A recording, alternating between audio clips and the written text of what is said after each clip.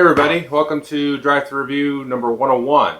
Today I'm going to talk about Lords of Waterdeep because there's really not very many reviews on this game at all, so it's kind of flown under the radar.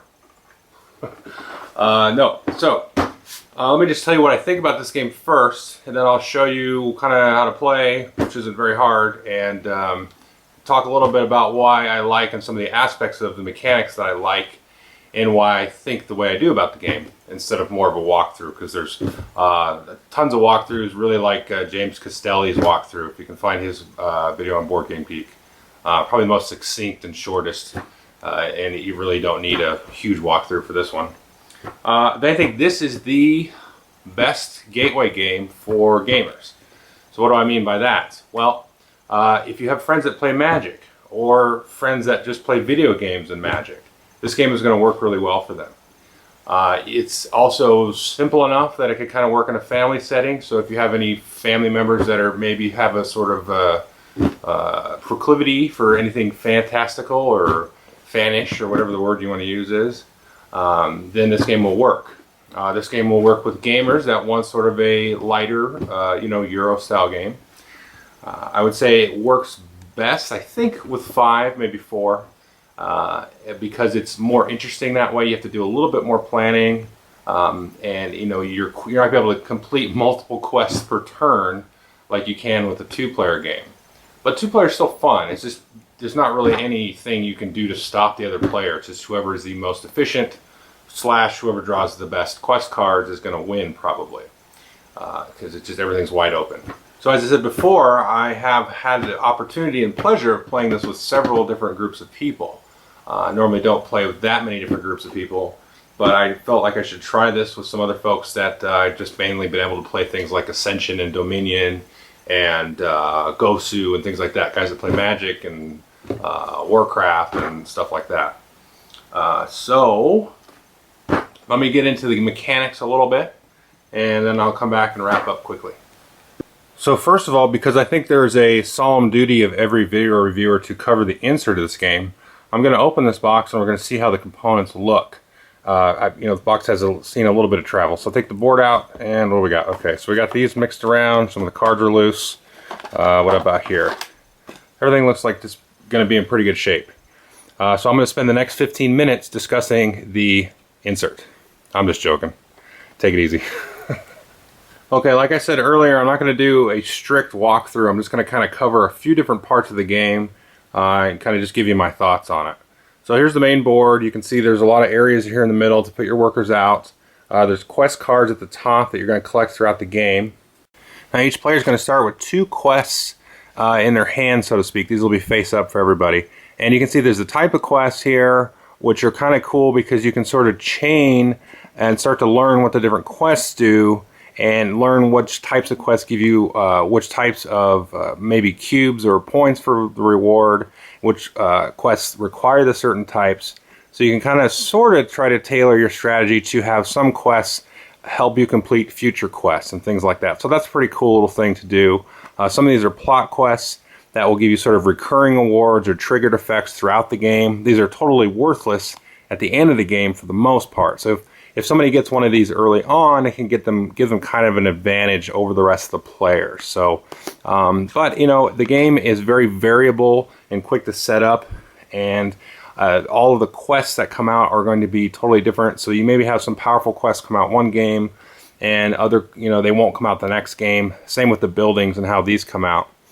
So some people might not like that, but it makes the game quick and easy to set up. Anybody that's used to playing Magic will be able to fall right into that, because sometimes you get a good deal of the cards, and that's it. And there's nothing wrong with that, I don't think, in a Euro game necessarily, that have some of these other spatial and sort of protracted turn-by-turn planning that things like that have to happen. But you still got to deal with the cards. So I like that melding there of, it kind of reminds me of Magic, where you've got a deck of cards. You maybe start off strong.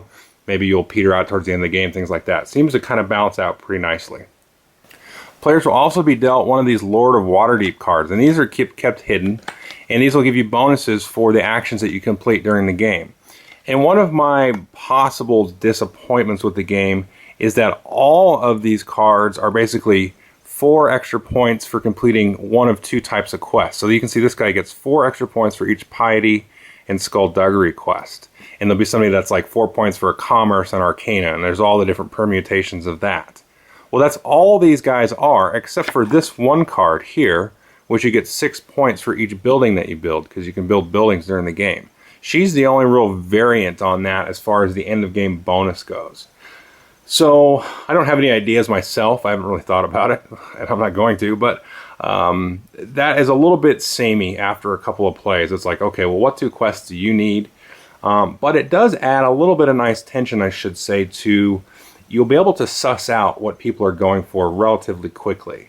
So you can do some preventative drafting when you get the quest cards, you know, kind of midway through the game. You know, you can say, okay, Bill's really going to like this quest, and I'm going to take it and maybe just complete it myself for some points, or just kind of take it to take it. You don't do a whole lot of that, but it is a nice aspect of that. So I think even though these are kind of samey, it kind of balances a little bit, but I would like to see maybe in an expansion a little bit more exploration of these. But, you know, it seems like something they'd have to be sort of careful with. Intrigue cards. Here's my favorite part of the game. So each player is going to be dealt 2 of these intrigue cards to start the game, and they're going to play these by placing here in Waterdeep Harbor and triggering either negative effects towards other players or just sort of semi-tricksy effects. Like something might be, okay, I'm going to take 2 gold cubes or orange cubes, and everybody else takes 1 orange cube, or something along that line. So I really like these, and I really like the process of how these are affected in the game. And I'll explain that in a little bit more detail in a minute. So this is at its heart a worker placement game. A lot of these basic spaces that you're going to go to are really boring, but I think they're designed to be that way. Like this place you'll go and you get 4 gold. Here you get a white cube, which is a cleric. Here you get 2 black cubes, and you get 2 rogues with 2 black cubes. So these kind of resource gathering spaces are just really bland, really boring. But you're going to get buildings like this that are built later in the game that give you, you know, a nice variety, and then whoever owns the building is going to get some kind of reward that has something to do with what this building is providing sort of thematically, which is kind of cool. So if I go to this place here, I'm going to get 2 rogues and a wizard, and the owner's going to get a wizard and a rogue. So as these get built out, and they really should get built out early, I've seen a few games where people kind of shy away from them. Makes the game less interesting to play, but it's interesting that it plays out differently every time, though. So these will quickly become the places of last resort. Now here's a really interesting spot, as this is where you'll get more quests. So as you complete quests, you're going to need to get more quests to get your points, because this is where all your points are going to come from. There's 3 spots. You can go here, get a quest out of here, 2 coins, or you can go here, get a quest and an intrigue card, or you can go here if you want to be kind of jerkish. Go here, reset that. If you know somebody's really feasting after one of these high point quests, reset these, deal out 4 more, and then you grab one out of there. Or you can go there if you don't see anything that you like, obviously, and hope for something good to come up. Next, you can go down here and build a building. You put your guy there, and then you can build a building for a cost of gold. Now, all of these cost gold, like that one costs 8 gold. But you're also going to get points based on how many of these little crystal tokens are on there. So at the start of every round, you're going to take these crystal tokens and put these out here, and they'll become worth more and more points as they kind of sit here and become stale. I have seen that most of the buildings are pretty good. Sometimes you get a building out there that just isn't really worth anything to anybody, so it'll just sit there and grab points. I don't usually see somebody build a building just for points, maybe at the end of the game, but that is not an optimal play at all. So you could have a building sit there and get, just have a ton of points on it. Not for the whole game usually, but so there might be some thinning you could do with this building deck. I haven't thought about it. It just has sort of a gut feeling with that. But I do like to see these get built out and get built out early. And if you get buildings out early, you can reap the rewards of these owner benefits quite effectively. And so it's nice that they encourage players to at least get the buildings out sort of subconsciously, maybe with these extra points. And the other thing you'll notice down here is you see this little arrow down here, and on round 5 everybody gets a new worker. And this is another thing I really like, because one thing that can be kind of elusive to people that haven't played a Euro game before, and specifically a worker placement game, is how important it is to get more workers. So I think the game has been really well balanced in how often these new buildings will get built, how many workers you start with based on the number of players and things like that. And then by getting a new worker on turn 5, at that time there should be some more places to build, so that worker should be required. But it's not something that the players have to spend time actively pursuing as part of the strategy, as sort of because it's kind of a side strategy where they don't, it kind of diverts them from maybe the fun of the game, where they're just pursuing this engine that's just, I just need more workers. And so it's kind of it can feel that way for new players, I think. Like Stone Age, you got to get more family members. Now, that's presented in a nice way. You're making babies and growing your family. That's cool. But I really like how they did this. And they kind of took that part out of the worker placement and just got rid of it all together and say, here's a new worker. Now, these other 2 workers here are neutral workers, and one of them is based on a quest, and one of these is based on a building. And these are actually different colors. These could have been colored a little bit better, but they are actually different. I don't know if you can tell on the camera.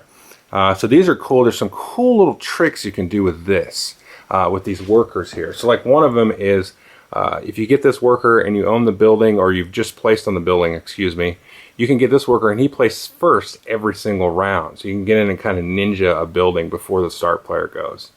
And there's a lot of really cool things you can do with placement order. And let's talk about Waterdeep Harbor now. So Waterdeep Harbor is the place you want to go when you want to play an intrigue card. What you do is you place your worker there, and then you can play an intrigue card. So I'll play a card, play it down to the discard pile here, take its effect. And then after everybody has placed all their workers on the board, then you're going to walk down here in order and take this guy, the first guy, and place him somewhere else on the board. And I really like how that kind of plays out, because you can play these, and most of the time they're going to give you resources, or they're going to kind of maybe hurt your other players slightly, not usually too bad. But you can kind of play these and go, okay, I know I've got this, and I know I'm going to be able to get these resources, so I can let some of these spaces go. But none of the other players know that, exactly what cards I have. So I can go here and sort of try to play a little bit of push your luck and kind of hope that some of these other spots are going to be left open for me to take and then move to, another spot at the end of the turn and hope that they'll be open. So it adds a nice kind of little fun, tense balance to the game. And I'm one of those that really likes to collect a lot of these and have a lot of good options to have available to me with entry cards. It makes the game a lot more fun. Just a quick comment about the rulebook. I think it's actually very well done. It's got some nice errata in the back about the different buildings and the different cards in the game, because there are some sort of tricky rules issues that may come up. But it actually has, I think, most of those all explained back here. So any questions and sort of strange interactions that might arise are actually really well explained in here. Finally, we have the cubes, and so some to-do has been made about the cubes and what they represent and why cubes. I don't really have a problem with it. I'm a Euro guy, so I could give a hoot if something has cubes in it. My imagination is active enough that I can say that as a fighter. Look at that strong orange cube. So, I do have an idea, though, that I would just share. I would say you could take the minis from Defenders of the Realm, those little minions, and throw them in instead if you have a copy, which I stupidly traded away. Anyway, yeah, so you could use something like that. And I think the key is that you're going to be handling quite a few of these and be grabbing them and handling them quite a bit. So I wouldn't want something too fiddly, because you're going to be passing cubes back and forth. And ergonomically, whatever, this is probably the best way to do it. Also, the money is awesome. Look at that. Moons. Okay, hope you enjoyed the overview. Like I said before, this plays well with different types of people. I would say there is probably one card that seems overpowered. I think the guy that's got it is 1 every single time. It's a quest, I believe. Yes, it's a quest that lets you place once per turn one of your workers where there is another worker already. So you can just kind of go where you want. I don't know how overpowered it is. I've actually discussed this with my buddy Lance on a podcast I'm on. And he said, I think he had a game where a person got that card and then also had the bonus of the lady that you get extra points for each building that you build. So he was just building as often as he could, and her bonus is actually pretty good at 6 points per building. So yeah, I could see that being pretty strong. And you basically, if you're getting whatever you need to get the buildings, you can get gold every time to build the building. So but the chances of that coming out, that you would get the quest and that one Lord of Waterdeep, is probably pretty low. And I don't know that it's unbeatable. I haven't really sat down to test it out. I will say that the are mandatory quests that you can give people, that they have to complete that quest first. Can be sort of jerkish. You can actually stack 2 of them on a player. They can have as many of those as you want, so you may want to house rule that you can only have 1 in front of you at a time. Now, it hasn't been a problem. I did actually remove those from the deck the first time I played with some family members, but then since then we've played with them and used them freely. So I could see people having an issue with that. I have had them played on me on the very, very last turn of the game. I was still able to get around it and win that particular game though. So they usually only cost a couple of cubes. So I think what you have to do to keep in mind is keep a couple extra cubes laying around if you can. And that way you basically will just waste 1 action, which can be big at the end of the game, to satisfy that quest. And I will say that the game does get kind of interesting, even for sort of a seasoned Eurogamer, over time, as the timing of things becomes more important, especially at the end of the game after you've played a few times and gotten your feet wet. So you have to complete a quest each action. So you can't complete more than 1 quest every time you place a worker, pretty much. So you have to start to kind of time and figure out exactly how many more quests am I going to be able to complete by the end of the game. You get into like the 5th and 6th round, you say I can complete this many quests, based on how many cubes each one costs and how many points they're going to give me, which one's going to be the better thing. So it's kind of nice to calculate that. And I found that it's been pretty straightforward, even for sort of non-board gamers. It's not easy the first time for them to do it, but the gameplay is easy enough that they feel involved in participating in the game. So, but that's cool. It keeps it not totally dumbfounding, where it's just totally luck driven. At least has the illusion of my my skill contributing to my victory or loss. So, but there is enough luck in it though to keep it at that gateway level with how the quest cards come out, things like that. So I think it's great. I think it's a great game, and it does what it's supposed to do. Okay, thanks.